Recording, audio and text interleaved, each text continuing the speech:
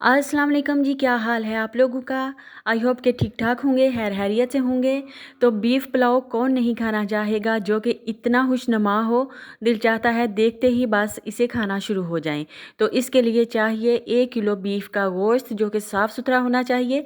साथ ही एक लहसुन का पूरा पीस ले लेंगे, 2 लेंगे अच्छी तरह से। अब गोश्त को जो है हमने गला लेना है 2 गिलास पानी डाल के। अब प्याज को ऑयल में कर लेंगे ब्राउन। तो गोश्त हमारा 10 मिनट बाद गल चुका है।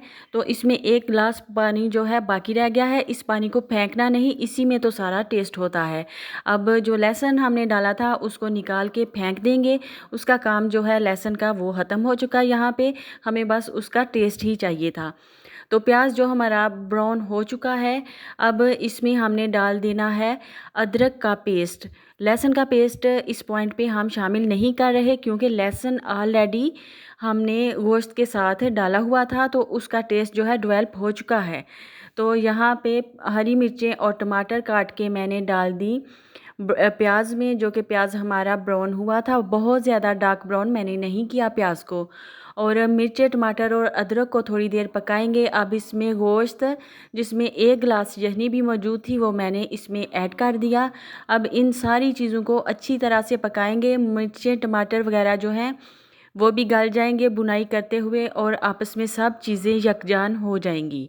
अब यहाँ पे स्पाइसेस, नमक, मिर्च, हल्दी, धनिया, ज़ीरा पाउडर और चिली फ्लेक्स यहाँ पे शामिल करेंगे अपने टेस्ट के अकॉर्डिंग, क्योंकि जितना आप खाते हैं उतना ही स्पाइसेस का इस्तेमाल करना चाहिए। अब 8 से 10 मिनट तक इसकी बुनाई कर लेंगे अच्छी तरह से। और 1 टेबलस्पून जो है घर का बनाया हुआ बिरयानी मसाला मैंने इसमें ऐड कर दिया। 1-2 दिन पहले ही मैंने बिरयानी मसाले की रेसिपी आपके साथ शेयर की थी। मेरे चैनल पर मौजूद है बिरयानी मसाले की कंप्लीट रेसिपी। तो बुनाई कर लेनी है हमने बहुत ही अच्छी तरह से। आप देख सकते हैं कि ऑयल जो है सरफेस पे आ चुका है। गोश्त जो है हमारा बहुत अच्छी तरह से इसकी बुनाई हो चुकी है। अब इसमें पानी डाल देंगे। तो 2 गिलास मेरे चावल हैं, तो 3 गिलास मैंने इसमें पानी ऐड कर दिया। पानी डालने के बाद इसको मिक्स करके कवर कर दिया। अब पानी में उबाल आ चुका है, तो इसमें शामिल कर देंगे हम चावल जो कि 1 घंटा पहले से मैंने भिगो के रखे थे। अगर चावल पहले से भिगो के रखें तो इसका जो रिज़ल्ट है वो बहुत ही ज़बरदस्त आता है।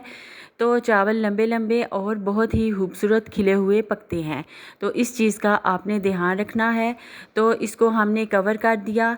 5 मिनट बाद चावलों को चेक किया, इसको मिक्स करके अब मज़ीद 10 मिनट के लिए बिल्कुल लो फ्लेम पे मैं इसको दम पे लगा दूंगी।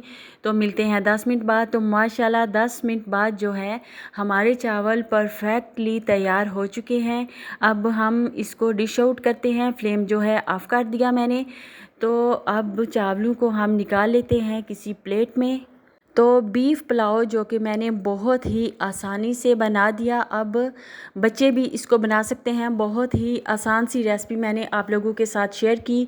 और प्लेट आप देखें, दाना दाना निखरा हुआ खूबसूरत कलर इसका। आज मैंने इसके ऊपर कोई टमाटर, हरी मिर्चों से गार्निश नहीं किया, क्योंकि ये बीफ पुलाव है और बीफ की बोटियां नज़र आएँ तो अच्छा लगता है। तो बहुत ही मज़ेदार, यमी सा, ऑसम हमारा जो है बीफ पुलाव तैयार हो चुका है। वीडियो अच्छी लगी हो तो लाइक एंड सब्सक्राइब लाजमी करिएगा। तो जहाँ भी रहें खुश रहें, आबाद रहें। अपना, अपने प्यारों का, अपने घर वालों का रखिए बहुत सारा ख्याल। मुझे दीजिए इजाज़त। अल्लाह हाफिज़।